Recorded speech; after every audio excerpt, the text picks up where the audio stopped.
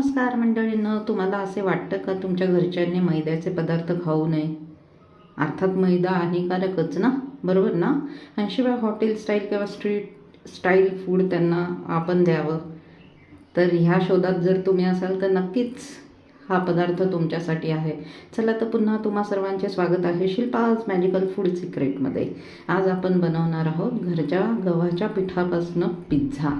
घरचं गव्हाचं पीठ मी याच्यासाठी म्हटलं आहे कारण आपण इथे आटा वापरलेला नाही आहे.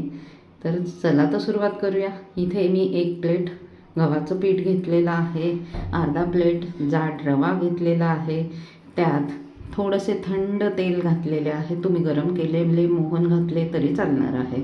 थोडेसे चवीपुरते मीठ घालणार आहे व रवा आणि मैदा छानपैकी घट्ट मळून 10 मिनटं रेस्ट करण्यासाठी ठेवणार आहोत. त्यासाठी ही सगळी प्रोसिजर आपण करणार आहोत. अर्थात मैदा खाणं हे नेहमी वाईटच, पण कधी कधी आपण तो खातो पण, कारण की आपल्या मुलांना ते आवडतं म्हणून.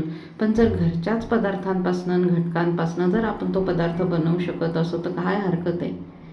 चला तर मग पुढची प्रोसिजर बघूया.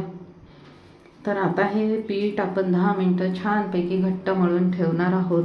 अर्थात आपण हा पिझ्झा एअर फ्रायरला बनवणार आहोत, त्यामुळे इथे लाटताना ती पुरी किंवा ती पोळी आपण पातळ लाटणार आहोत. पण जर तुम्ही तव्यावर करणार असाल तर थोडंसं जाडसर लाटलं तरी चालणार आहे. हे बघा, पीठ असं छानपैकी घट्ट मळून घ्यायचे आहेत आणि पारी लाटायला सुरुवात करायची. आपल्याला एअर फ्रायरला बनवायचे असल्यामुळे मी अर्थातच ती पातळ लाटणार आहे की जेणेकरून ती सगळ्या बाजूने व्यवस्थित लाटली जाऊन व्यवस्थित शिजली जाणं महत्त्वाचं. जर तुम्ही तव्यावर करणार असाल तर जाड लाटली तरी चालणार आहे. आता आपण त्यावरती घालणार आहोत थोडेसे बटर. तुम्ही गाईचे तूपसुद्धा घालू शकता, कारण मुलांना तर काय शेवटी चव मिळण्याशी मतलब असते ना, आणि घरच्या गोष्टींची चव तर अर्थातच चांगलीच. आता त्यावरती आपण घालणार आहोत पिझ्झा सॉस. पिझ्झा सॉसशिवाय तर काय म्हणतात, पिझ्झा होत नाही ना. म्हणून आता हा मी आपल्या आवडीनुसार तिखट किंवा कमी तिखट प्रमाणात पिझ्झा लावून घेणार आहे. पिझ्झा सॉस लावून घेणार आहोत, बरोबर ना? आता यानंतर आपण त्याच्यावरती लावणार आहोत टोमॅटो सॉस, जो की मुलांना चटपटीत असल्यामुळे लवकरच आवडतो आणि चवीला पण अतिशय चविष्ट लागतो. अर्थात ही एकदम पोटभरीची पौष्टिक प्रोटीन रिच रेसिपी आहे. आता ह्यावरती आपण लावणार आहोत टोमॅटो सॉस आणि भरपूर साऱ्या भाज्या ज्या तुमच्या घरात अवेलेबल आहेत. तुम्ही रेडी केलेली भाजीसुद्धा यावरती स्प्रेड करू शकता, जी मी पुढे तुम्हाला दाखवणारच आहे. आता तरी आपण त्याच्यावरती टोमॅटो सॉस छानपैकी स्प्रेड करून घेत आहोत. स्पूनच्या साहाय्याने स्प्रेड केल्यामुळे ते सगळीकडे एकसारखे पसरले जाते आणि चवीला पण अतिशय सुंदर लागते. कॉर्नरपर्यंत चव आपल्याला व्यवस्थित मिळते पिझ्झाची, बरोबर ना?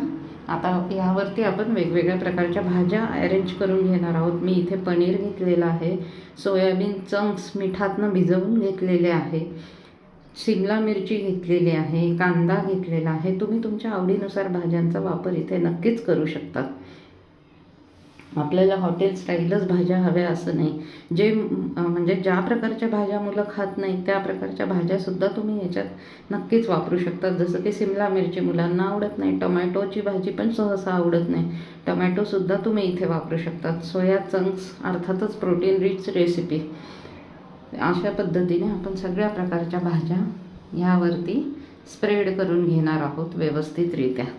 सिंगल याच्यासाठी की त्या व्यवस्थित सगळीकडनं भाजल्या गेल्या पाहिजे आणि खरपूस पिझ्झेसारखी टेस्ट आपल्याला हवी आहे. कुठेही कच्चं राहता कामा नये, त्यामुळे आपण असं व्यवस्थित रीतीने स्प्रेड करून घेत आहोत. कशी वाटते तुम्हाला रेसिपी नक्की मला कमेंटमध्ये कळवा.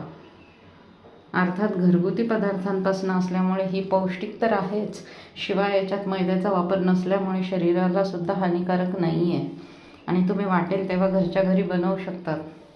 तुम्ही ही म्हणजे एअर फ्रायरला पण बनवू शकतात आणि तव्यावर सुद्धा तुम्ही झाकण ठेवून छानपैकी बनवू शकतात. इथे बघा, मी तयार केलेली कोबीची भाजी आहे, ती पण त्यावरती स्प्रेड केलेली आहे. तयार भाज्यासुद्धा तुम्ही त्यावरती घालू शकतात. आणि त्यावरती आता मी घालणार आहे मेयोनीज, जो बहुतेक सगळ्यांना आवडतो. आता मेयोनीज सगळीकडनं छानपैकी स्प्रेड करून घ्यायचा आहे. तो तुम्हाला आवडत असल्यास तुम्ही घालू शकता किंवा स्किप केलं तरी चालू शकतं. आता यावरती आपण घालणार आहे लाल तिखट आमचूर पावडर, ज्याच्यामुळे अर्थातच चटपटीत चव येणार आहे, आणि थोडंसं कांदा लसूण मसाला टेस्ट येण्यासाठी, आणि चवीपुरते काळे मीठ, आणि भरपूर सारे चीज वरतून किसून घातलेले आहे. आता आपण हे एअर फ्रायरला पिझ्झा मोडवर 180 डिग्री सेल्सिअसला बेक होण्यासाठी छानपैकी ठेवणार आहोत. हे बघा क्रिस्पी. कोण म्हणेल का की हा गव्हाच्या पिठापासून किंवा कणकेपासून बनवलेला पिझ्झा आहे. एकदम क्रिस्पी आणि कुरकुरीत. नक्कीच तोंडाला पाणी सुटलं असणार आहे. चला तर मग या पिझ्झा खायला, आणि कसा वाटतो मला नक्की कळवा. आवडल्यास लाईक आणि सबस्क्राईब करा. थँक्यू.